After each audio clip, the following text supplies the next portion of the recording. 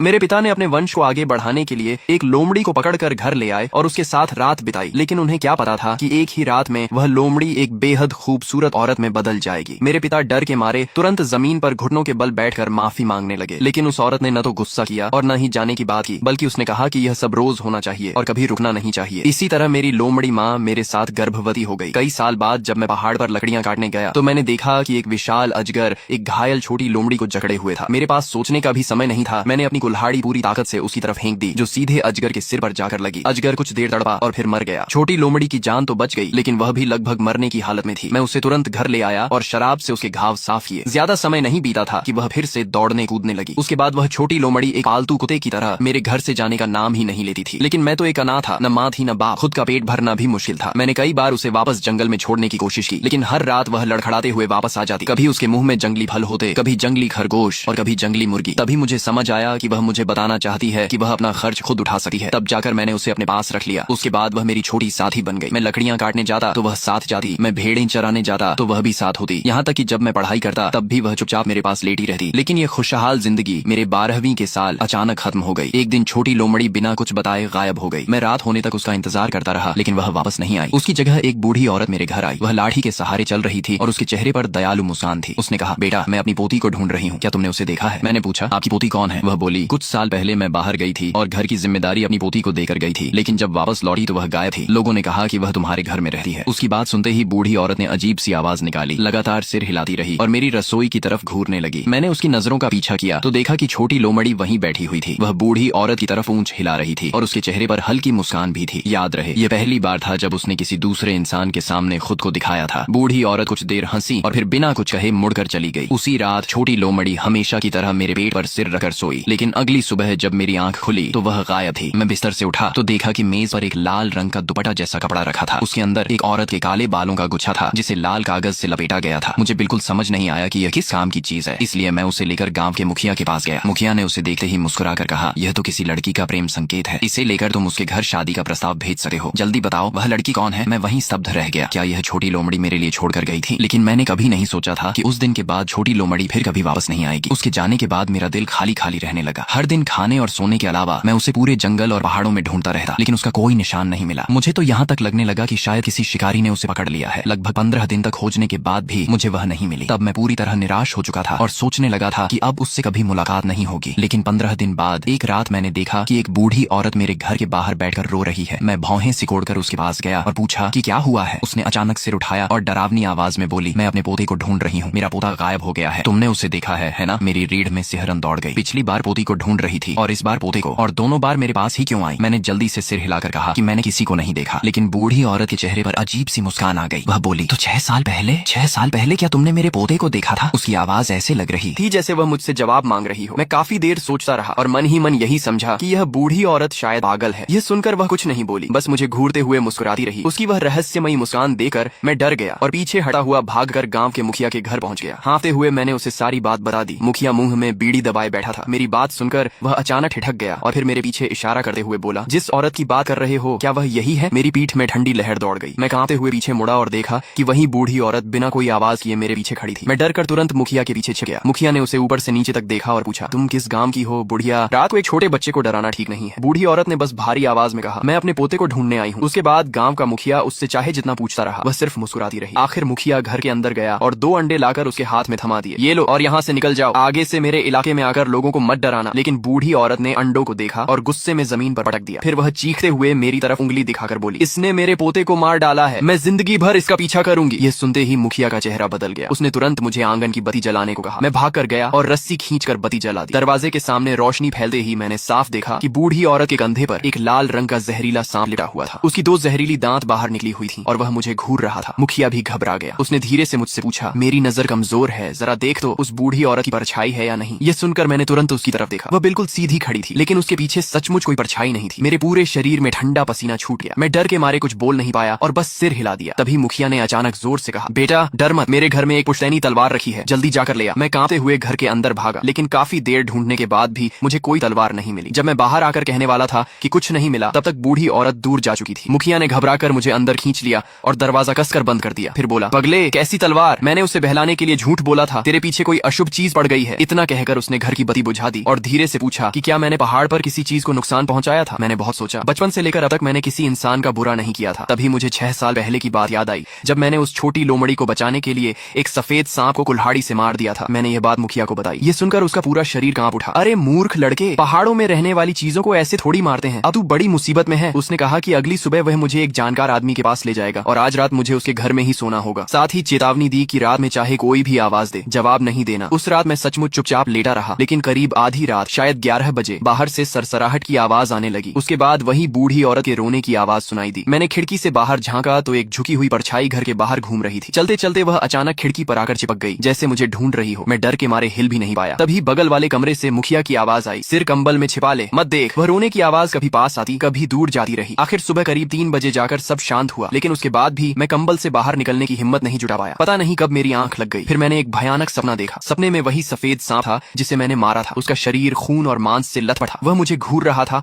और इंसानों की भाषा में कह रहा था, मुझे मेरी जान वापस दे। मैं चीख मारकर बिस्तर पर बैठ गया। तब तक सुबह हो चुकी थी। मुखिया मेरे सिरहाने खड़ा था और मुझे जल्दी उठने को कह रहा था ताकि वह मुझे दूसरे गांव के एक जानकार आदमी के पास ले जा सके। लेकिन उसी रात वह पागल बूढ़ी औरत फिर आ गई। वह फिर खिड़की पर चिपकी हुई मुझे देकर मुस्कुरा रही थी। मुखिया हाथ में चाकू लेकर बाहर भागा, लेकिन वहां कोई नहीं मिला। बाद में अगरबत्ती जलाना, कागज जलाकर माफी मांगना, सब बेकार गया। सबसे डरावनी बात तो ये हुई कि अगली सुबह जब मेरी आंख खुली तो मैं पहाड़ पर एक बड़े पेड़ के नीचे पड़ा था और वही जगह थी जहां मैंने सालों पहले उस सफेद सांप को मारा था। इस तरह 3 दिन तक मैं मुखिया के घर में छिपा रहा। हर उपाय आजमाया गया, लेकिन कोई फायदा नहीं हुआ। मुखिया भी इतनी परेशानी से थक चुका था। मैं उसे और मुसीबत में नहीं डालना चाहता था, इसलिए चौथे दिन सुबह उसकी बात न मानते हुए चुपचाप अपने घर लौट आया। लेकिन मुझे हैरानी हुई कि घर पहुंचते ही मुखिया भी हाँफता हुआ पीछे पीछे आ गया। उसके हाथ में एक फावड़ा था। वह बोला, पगले, मैं कैसे देख सकता हूँ कि तू अकेला मरने जा रहा है। आज चाहे जो हो जाए, मैं इस मुसीबत को खत्म करके रहूंगा। फिर उसने गंभीर नजरों से मेरी तरफ देखा। बेटा, अब मैं तुझसे सच नहीं छिपाऊंगा। लियू परिवार तुझसे बदला लेने आया है। अगर जिंदा रहना है तो सिर्फ एक ही रास्ता बचा है। मैं घबरा कर बोला, ये लियू परिवार और हु परिवार क्या है? मैंने तो कभी इनके बारे में नहीं सुना। मुखिया बोला, हु, हुआंग, बाई, लियू और हुई, ये सब पुराने आदमी परिवार हैं। जिस सांप को तूने मारा था और जो अब तेरा पीछा कर रहे हैं, वे लियू परिवार से हैं। और जिस छोटी लोमड़ी को तूने बचाया था, वह हु परिवार की थी। अब सिर्फ वही लोग तेरी मदद कर सकते हैं। मैं डर के मारे कांपने लगा और पूछा कि क्या कोई दूसरा रास्ता नहीं है? मुखिया ने सिर हिलाया। इंसानों और आत्मिक जीवों की दुनिया अलग होती है। मैं नहीं चाहता था कि तू इस रास्ते पर जाए, लेकिन अब हमारे सारे उपाय खत्म हो चुके हैं। वह लाल कपड़ा अभी भी तेरे पास है? मैंने हाँ में सिर हिलाया। वह बोला, बहुत अच्छा, यह हु परिवार की किसी लड़की की निशानी है। इसे साथ लेकर जाओगे तभी उन्हें ढूंढ पाओगे। उसकी बात खत्म भी नहीं हुई थी कि बाहर आंगन से अचानक अनगिनत सरसराहट की आवाजें आने लगी। मुखिया का चेहरा सफेद पड़ गया। उसने तुरंत पास रखी बड़ी छुरी उठा ली। हम दोनों अभी मुख्य कमरे तक पहुंचे ही थे कि एक डरावना दृश्य सामने आया। वही बूढ़ी औरत रास्ते पर खड़ी थी और उसकी आंखों में खौफनाक चमक थी। मेरा दिमाग सुन्न हो गया और मेरे पैर जवाब देने लगे। मैं कांपते हुए पीछे हटने लगा, आंखों में आंसू भर आए। तभी मुखिया ने मुझे पकड़कर वापस खींच लिया और भारी मेज से दरवाजा अड़ा दिया। फिर चिल्लाकर बोला, बेटा ध्यान से सुन, अगर हु परिवार सामने नहीं आया तो हमारा गांव भी नहीं बचेगा। उसने पिछली खिड़की की तरफ इशारा किया। खिड़की से निकल जाओ, निशानी साथ लो और सीधे दक्षिणी पहाड़ के कब्रिस्तान की तरफ भागो। रास्ते में चाहे कुछ भी सुनो, पीछे मुड़कर मत देखना। इस बीच बाहर सांपों का झुंड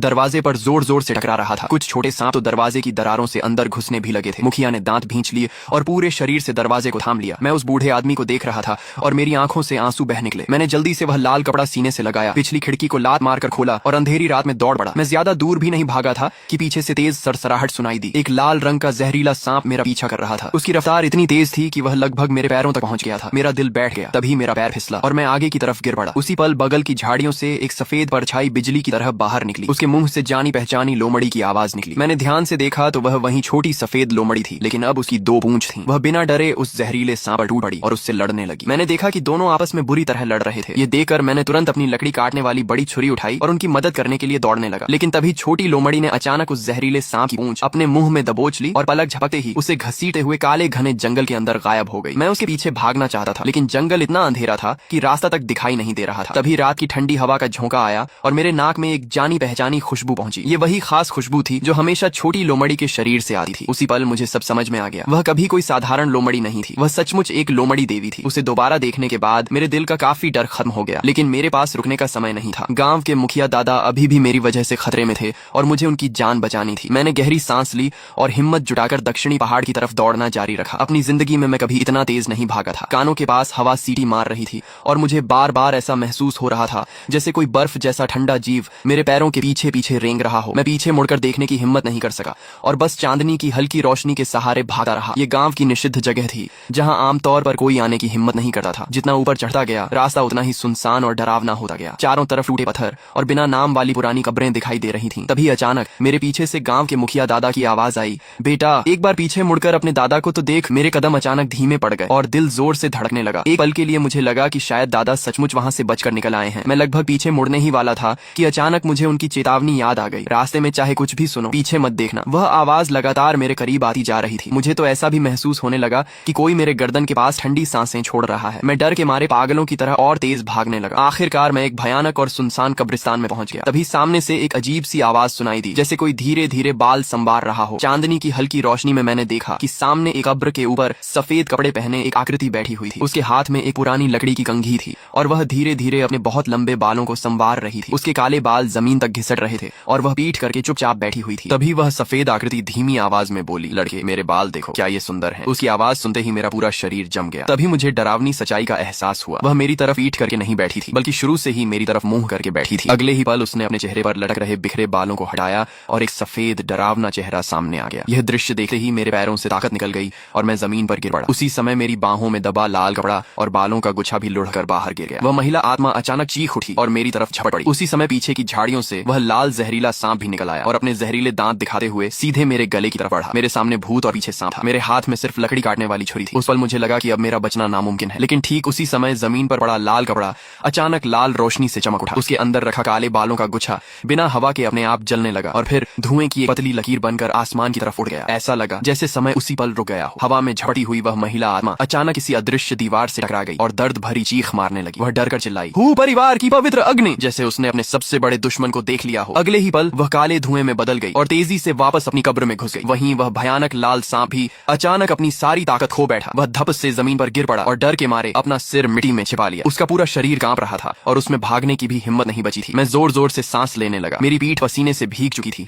और मैं अभी तक इस भयानक घटना से उबर नहीं पाया था। तभी अचानक एक ठंडी हवा उठी। उसके साथ एक भारी और लयबद्ध ढोल जैसी आवाज पूरे कब्रिस्तान में गूंजने लगी। अगले ही पल आसमान से सफेद कागज के नोट उड़ने लगे, जैसे बर्फबारी हो रही हो। दूर काले जंगल के अंत में अचानक दो सफेद लालटेन जल उठी। वे हवा में झूलती हुई धीरे धीरे मेरी तरफ बढ़ने लगी। जैसे जैसे वे करीब आईं, घने कोहरे के बीच से एक सफेद पालकी दिखाई देने लगी। मेरा दिल धड़क उठा। मुझे लगा कि अभी जो धुआं आसमान में गया था, शायद उसी ने हूँ परिवार को खबर पहुंचा दी है और यह उनकी मदद के लिए आई पालकी है। मैं जल्दी से उसकी तरफ बढ़ने लगा, लेकिन मैं कुछ ही कदम चला था कि पालकी के दूसरी तरफ के अंधेरे से एक डरावनी आवाज सुनाई दी, तुम कहाँ हो? बाहर आओ और पालकी में बैठ जाओ, दादी तुम्हें घर छोड़ देगी। यह आवाज हवा के साथ मेरे कानों तक पहुंची और मैं तुरंत पहचान गया कि यह उसी पागल बूढ़ी औरत की आवाज थी। वह बोलते बोलते मेरी तरफ बढ़ रही थी। मैं डर के मारे कांपने लगा। मैंने चमकते हुए लाल कपड़े को कसकर पकड़ लिया और एक कब्र के पत्थर के पीछे छिप गया। ऐसा लग रहा था कि वह अभी अभी जले बालों की गंध सूंघ चुकी थी और उसी गंध का पीछा करते हुए धीरे धीरे मेरी तरफ आ रही थी। आखिरकार उसके काले कपड़े वाले जूते मेरे छिपने की जगह के ठीक सामने आकर रुक गए। वह डरावनी आवाज में बोली, छिप जा, देखती हूँ कब तक छिपेगा। फिर वह धीरे धीरे मेरी तरफ बढ़ी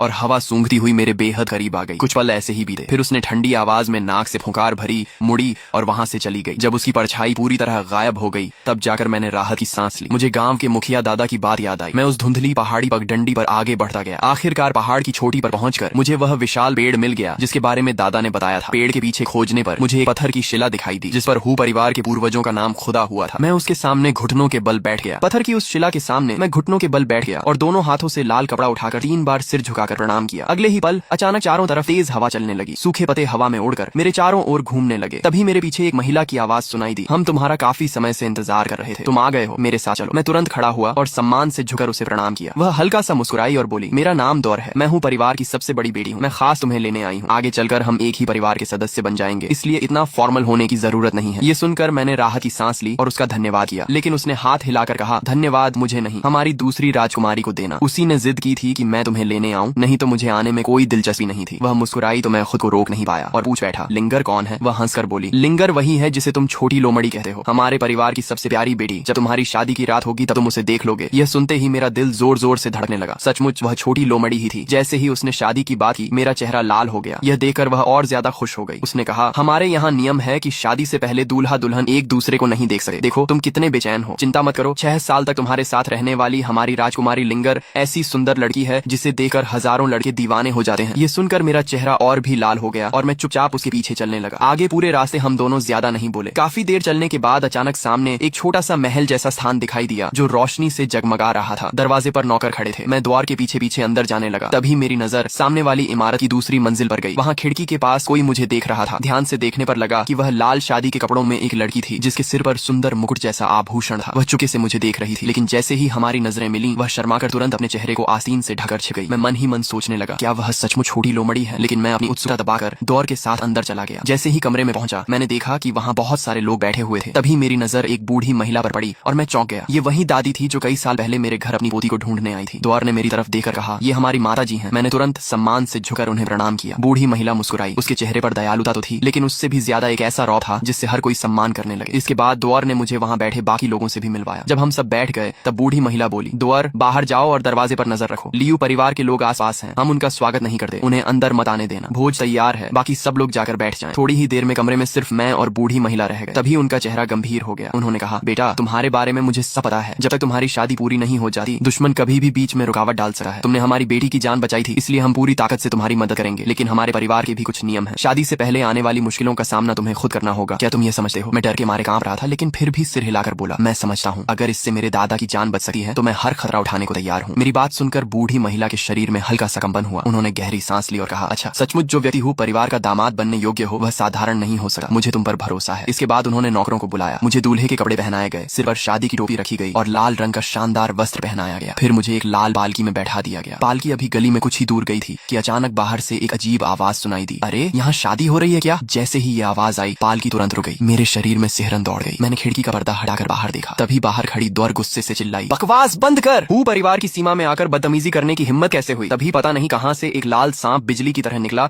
और सीधा पालकी के अंदर घुस आया। उसने मेरी कलाई पर जोर से काट लिया। दर्द से मैं जोर से चीख पड़ा। उसके बाद मेरी चेतना धीरे धीरे धुंधली होने लगी। मुझे बस इतना याद है कि हूँ परिवार के लोग मुझे संभाल कर एक बड़े हॉल में ले गए। जब दोबारा मेरी आंख खुली तो मैंने खुद को एक कमरे में पाया। चारों तरफ लाल रंग की शादी की सजावट ही और दीवारों पर शुभ चिन्ह लगे हुए थे। कमरे के बीचों बीच एक बिस्तर था जिस पर लाल घूंघट ओढ़े एक दुल्हन बैठी हुई थी। तब मुझे समझ आया कि यह हमारा विवाह कक्ष है। मुझे अचानक अपनी कलाई का घाव याद आया। मैंने जल्दी से कपड़े हटाकर देखा। वहाँ सिर्फ 2 हल्के दांतों के निशान बचे थे और किसी ने पहले ही दवा लगा दी थी। उसी समय मुझे गांव के मुखिया दादा की याद आई। मैं सोचने लगा कि मेरी शादी तो हो रही है, लेकिन पता नहीं गांव में सांपों का हमला रुका या नहीं। मैं तुरंत बिस्तर से कूदकर बाहर जाने लगा। तभी दुल्हन की आवाज आई, तुम कहाँ जा रहे हो? मैंने जल्दी से जवाब दिया, मुझे अपने गांव के मुखिया दादा के पास जाना है, पता नहीं वहाँ क्या हालत होगी। ये कहकर मैंने दरवाजा खोला, लेकिन जैसे ही दरवाजा खुला बाहर द्वार खड़ी दिखाई दी। उसने मुझे तुरंत रोक लिया और बोली, तुम कहीं नहीं जाओगे। अगर तुम अभी इस कमरे से बाहर निकले तो हमारी लिंगर का क्या होगा? इतना कहकर उसने मुझे वापस कमरे में धक्का दे दिया और बाहर से दरवाजा बंद कर दिया। मैं कुछ समझ पाता उससे पहले ही कमरे के अंदर बैठी दुल्हन भी बोल उठी, अगर तुम आज रात चले गए तो मैं रो दूंगी। मैं पूरी तरह असहाय हो गया। मैंने उसे समझाने की कोशिश की, मैं बस गांव जाकर दादा को देखना चाहता हूँ, मैं भाग नहीं रहा। लेकिन उसने कहा, तुम हूँ परिवार से बाहर जा ही नहीं सकते। मुझे उसकी बात पर विश्वास नहीं हुआ। मैं दरवाजे तक गया और पूरी ताकत से उसे खींचा, लेकिन वह बाहर से बंद था। मैं परेशान होकर सोच ही रहा था कि अब क्या करूं। तभी दुल्हन ने कहा, अगर तुम सच में जाना चाहते हो तो मैं तुम्हारे साथ चल सकती हूँ, मुझे बाहर निकलने का तरीका पता है। मैं ये सुनकर खुश हो गया, लेकिन उसने तुरंत सिर हिलाकर कहा, नहीं अभी नहीं, पहले तुम्हें मेरा घूंघट उठाना होगा। माँ ने कहा है कि यह काम सिर्फ दूल्हा ही करेगा। उसके बाद हमें शादी की रस्म के अनुसार साथ में शराब भी पीनी होगी। मैं बेचैन होकर दरवाजे की तरफ देखने लगा। समय बर्बाद करने का मौका नहीं था, इसलिए मैं जल्दी से उसके सामने पहुंचा और उसका घूंघट उठाने के लिए हाथ बढ़ाया, लेकिन वह नाराज होकर बोली, हाथ से नहीं, वहाँ रखी हुई लकड़ी की छड़ी से उठाओ। मैं मन ही मन हैरान रह गया। मैंने सोचा ये लड़की कितनी नियमों वाली है, लेकिन मेरे पास कोई और रास्ता नहीं था। मैं मेज के पास गया, वह छड़ी उठाई और वापस उसके सामने आ गया। उसी समय मैंने देखा कि उसने अपने दोनों गोरे हाथों से अपने कपड़ों को कसकर पकड़ रखा था। ऐसा लग रहा था